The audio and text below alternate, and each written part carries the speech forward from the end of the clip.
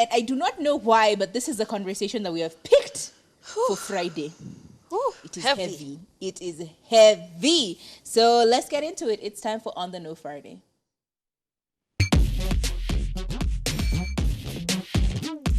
Ladies, we're on top. Hey. We're on top. Hey. This is one of those many conversations which are difficult to distinctly point out issues when it comes to this particular topic. Because one, we don't necessarily, not every relationship with your parents is toxic in the same way. Yeah. Every relationship with your parent is toxic differently. Or for everyone who is in a toxic relationship with your parents, it is manifested in different ways. Sometimes it's not outrightly like in your face toxicity. Sometimes it's very low-key toxicity, like small things like, and that dress, the way you have worn it, sina kukalia ni kama unatokea manyama zina, small things like that. Like no one is telling you, you're fat, but they're telling you you're fat indirectly. They're not breaking your spirit directly. They're breaking it in small bits over a long period of time. So toxicity, especially with parenting, is very, very tricky. And I think I'm going to ask Turi, have you heard of someone who's in a toxic relationship with their parents, or have you personally been in a toxic relationship with your parents? I have heard of people who have been very toxic relationships with their parents.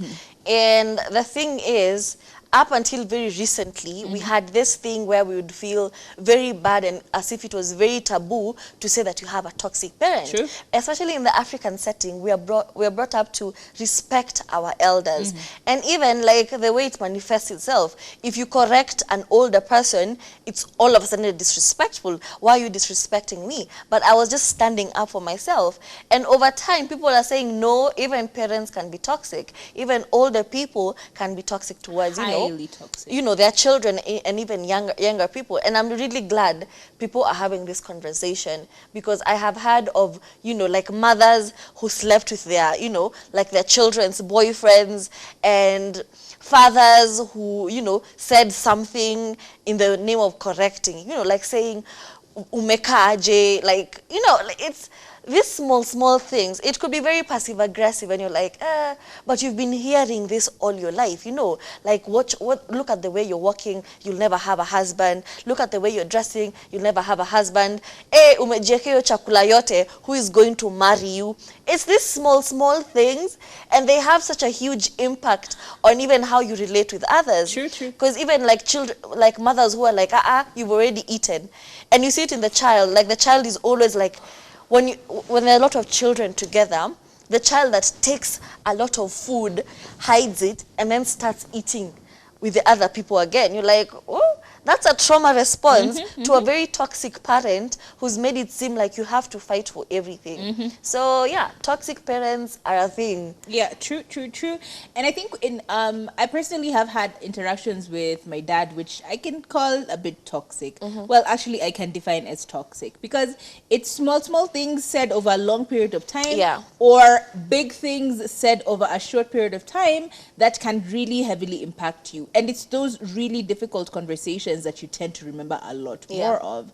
And I think I've mentioned it on the show many times that I felt that I didn't have the best father growing up. I still don't have a really good relationship with my dad. Yeah, we talk, but it's tricky because of small things that I didn't approve of that he constantly did. And it was a difficult relationship. And that up until now, we have very little in common, to be honest. And I remember actually one very particular instance, which I think I'll give with relation to setting and enforcing boundaries. We hadn't spoken in a long time, and I don't know, I either did something, I had a successful experience, and I think my mom told my dad about this particular experience. And again, we hadn't spoken in a long time. I would try and call him, he wouldn't pick up my calls, blah, blah, blah. Like, he was very distant unless you've done something major. And so I tried to separate those two things. You're my dad, maybe you're not my father, or you're my father, maybe you're not my dad. And so this one time, I think he was trying to contact me through my mom's phone, and I picked up the phone and I told him, Mom isn't here, she'll call you when she gets back. But just as I was about to hang up, he said, wait, before you go, I wanted to tell you something. So I'm like, oh, I don't think we have much to talk about, but okay, what's up? He says, look, in this lifetime, on this earth, in this time, you will never have any other father except for me. Okay. So it doesn't matter where you go, who you are with, and da da da da da da. I am your only father in this world. And in my mind, I'm just like, what?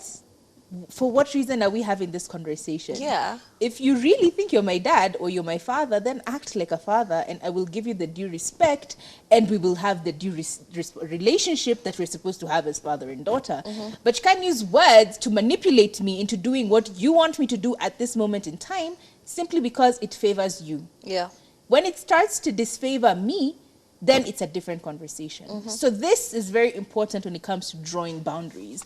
I used to struggle with those boundaries. Because I'm like, yeah, truly he is my father. Truly he is supposed to be part of my life. He's not dead, he's alive. And it is naturally what you're done. As a Christian child, this is how you're raised to, obey your parents, for this is the blah, blah, blah. Right thing What's to that? do. Yeah, it's usually Children obey your father, your parents, your for mother. this is the right thing to do. Honor your father and mother, for this is the last commandment with a promise, that you may live well and prosper, right?